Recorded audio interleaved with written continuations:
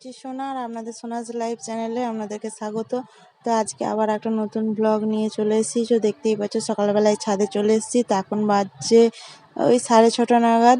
তো চলে এসেছি ফুল তুলতে, যেহেতু আমাকে সকালবেলায় গুরু প্রণামটা গুরু মন্ত্র জপ করতেই হয়, তাই চেষ্টা করি সকাল সকালই পুজোটা সেরে ফেলার। তো আমি ছাদে এসে কদিন ধরেছি এই যে রজনীগন্ধা গাছে এত সুন্দর ফুল এসছে, আর যেহেতু আমার এটা প্রিয় ফুল বললেই বলতে পারো, তো গাছটা দেখে আর ফুলগুলো ফুটেছে দেখে মনটা আমার ভরে গেল। আর আমার খুব ভালো লাগে, এত কষ্ট করে গাছগুলো লাগিয়েছিলাম, তো এতদিনে আমার ফুল দিয়েছে আর আমার খুব ভালো লাগছে। তো তাই একটু ভিডিও করে নিলাম আর একটু ছবিটাও তুলে নিলাম। তো দেখো কালকে সারা রাত ঝড় হয়েছে, তো গাছগুলো সব হেলে পড়ে গেছে। আর এদিকে দেখো আমার ফুল তোলা হয়ে গেছে।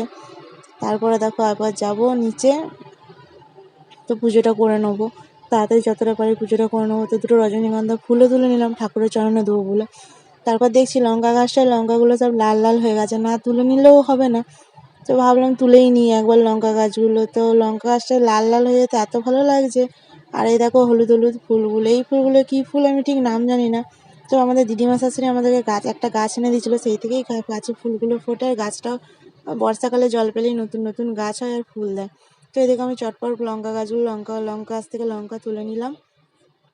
তো দেখো কত লঙ্কা আমি তুলে নিয়েছি, গাছটা পুরো ফাঁকা করে দিলাম।